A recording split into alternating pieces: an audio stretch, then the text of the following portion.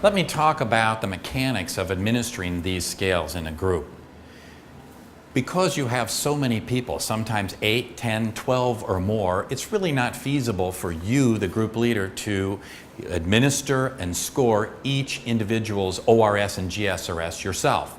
So let me give you a few hints from people who've been using the measures in groups for some time now. Typically, what they do is teach the clients at that very first meeting how to administer and score the instrument. They might pass out the tool on clipboards along with a ruler. Each client is taught how to make the marks on the scale and then measure their marks, total the score, and even plot their score on the ORS GSRS graph. The same process is followed for the GSRS. The measure is passed out on a clipboard just shortly before the group ends.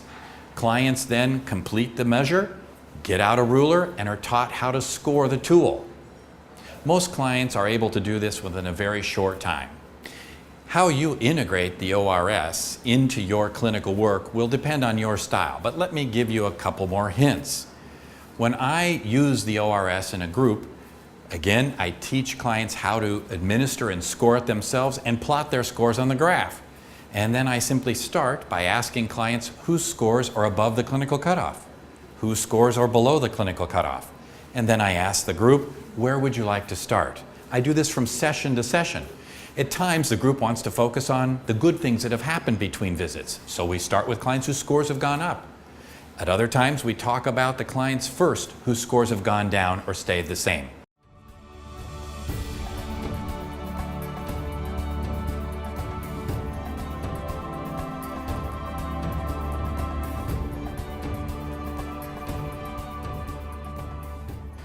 A process that I've used with some success is to simply ask clients whose scores are above 36, whose scores are below 36, simply by a show of hands.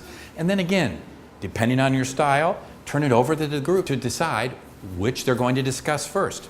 Clients who thought the group went well, or clients who had difficulties or challenges during the group. Importantly, the group leader has to be on their toes. It's easy for people who thought the group went well to not listen to people who thought that the group had issues or concerns, problems, so to speak. So the therapist may need to push the group to talk about the difficulties among the group members. This is an important part of most group therapy approaches. One last piece of advice. Sometimes you may be concerned about the cohesiveness of your group. One member may feel on the outside, and it just doesn't make good clinical sense to talk about it in front of the entire group. How will you know this?